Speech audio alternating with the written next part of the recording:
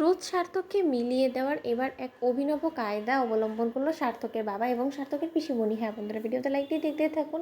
সার্থক এবং স্রোত যখন নিজেদের ঘরে চলে যায়, ঠিক সেই মুহূর্তেই সার্থকের বাবা স্রোতকে বলতে থাকে যে স্রোত মা, তুই যত শীঘ্রই সম্ভব ব্যাগ ট্যাগ প্যাক করে তুই তোর বাপের বাড়ি চলে যায়, তোকে কেউ আটকাবে না, কেউ আটকানোর সাধ্যও হবে না, তুই দেখে নিস।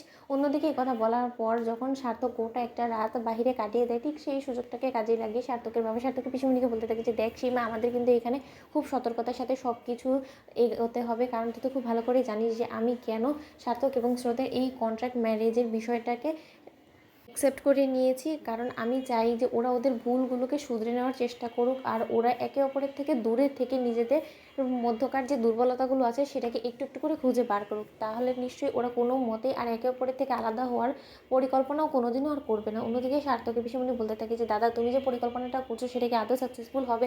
কারণ বলা তো যায় না যে ওরা একে অপরের থেকে দূরে থেকে আরও না বেশি দূরত্ব বজায় হয়ে যায় ওদের মাঝখানে, যার ফলে কিনা ওরা একে অপরের সাথে মুখ দেখা দেখিও বন্ধ করে দেয়। কারণ স্রোত যে পরিমাণে ওর উপরে ছুটে আছে, তাতে তো আমার এটাই মনে হয় যে স্রোত হয়তো আর কোনোদিনও সার্থকের মুখ অব্দি দর্শন করতে চাইবে না। তার থেকে বরঞ্চ দাদা, তুমি ওদের দুজনকে একই ঘরে রাখার কেন ব্যবস্থা করলে না? অন্যদিকে সার্থকের বাবাও বলতে থাকে ওর পিসিমণিকে যে তোর কি মাথা খারাপ হয়ে গেছে?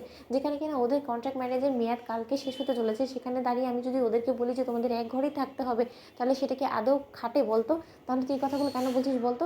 তখন সার্থকের বাবা বলতে থাকে যে এবার আমাকে যে করেই হোক না কেন স্রোতের জন্য একটা ক্যাবলা ছেলেকে খুঁজে বার করতে হবে, তার হাতে স্রোতকে পাত্রস্থ করার কথাটা সার্থকের কান অবধি আমাকে পৌঁছতে হবে, আর তাতেই দেখবি যে খেলা জমে ক্ষীর হয়ে যাবে। সার্থক কোনো মতেই অন্য কারোর সাথে স্রোতকে বরদাস্ত করতে পারবে না, আর তার ফলে ও যে কোনো মূল্যে স্রোতকে পটানোর চেষ্টা করবে। আর যখন কিনা এক পর্যায়ে বাধ্য হয়ে ও স্রোতের সাথে সেই ক্যাবলা ছেলেকে বিয়ের পিড়িতে দেখবে, তখন দেখবি যে ও নিজেকে কোনো মতেই আর সামলাতে না পেরে স্রোতের সাথে বিয়ের পিড়িতে নিজে থেকেই বসে যাবে, আর স্রোতের স্মৃতিতে সিঁদুরও দিবে। তখন সার্থকের পিসিমণি বলতে থাকে যে দাদা, তোমার মনে হয় না যে তুমি বড্ড বেশি পরিকল্পনা করে ফেলছো? কারণ এতে তো আমার মনে হয় না যে আদৌ তুমি যেভাবে পরিকল্পনাটা করছো সেই অবধি কথাটা এগোবে, কারণ তার আগে যদি দুজনের মধ্যে আবারও তুমুল ঝগড়া হয়ে যায়, কারণ খুব শীঘ্রই তো ওরা কোর্টে যাবে, সেখানে শৈশাবোধ হবে, তখন নিশ্চয়ই ওরা একে অপরের মুখ দেখা দেখিও বন্ধ রাখবে, আর তখন শৈশাবোধ হয়ে গেলে তো সব কিছুই শেষ। তাহলে ওরা একে অপরের বিষয়ে জানতে আগ্রহী বা হবে কেন বলো তো?